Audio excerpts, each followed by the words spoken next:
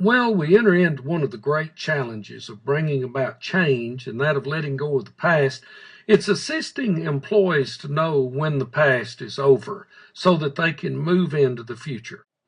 When a manager plans change and helps and plans letting go of the past, it avoids some of the major pitfalls that others really use to wreck institutions or wreck organizations. If the transition from the past is not planned and clearly delineated, so that folks know what they need to turn loose of and what they need to keep, then generally there are at least three different responses to that. And one of those is that they don't dare stop doing anything. They just keep doing all of the past and all the future too. Now think about that. Which horses do you think you're going to load down when you keep doing the past and then you add all the change to it? Your good horses, the people that work. Those that are not working aren't going to be bothered anyway. And if you don't let go of the old things and then you pile on all these new things, then you burn your good employees out. And keep in mind that your good employees can go somewhere else. It's the others that can't leave. And if you allow people to just make their own decisions about what's going on, then you have complete chaos and inconsistency across the organization.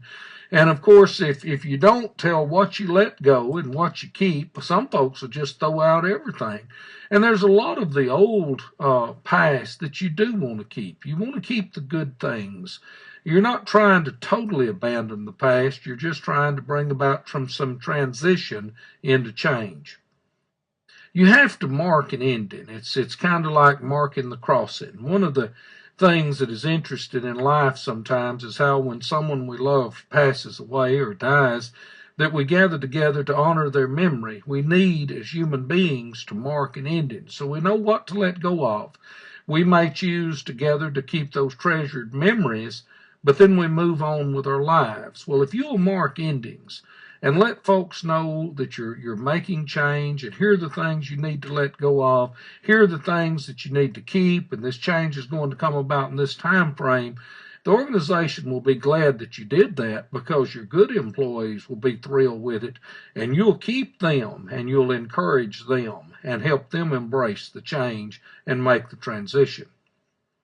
Change is always difficult, but there's no change any more difficult than changing a fish bait. When you find a good lure that works, you just hang on to it. There are memories that come to my mind, like the word hula popper, or black and yellow H&H with two spinners and one orange bead. One of my favorite lures is what we would call a yellow wiggle tail with a black beetle head and a silver spinner. Bubba and Cooter listened to some of these lectures, and they decided that they would make a transition. And in order to make change and to journey through the transition, they had to give up an old lure and embrace another one. And look what they caught. Sometimes change can be good, but you have to let go of the past.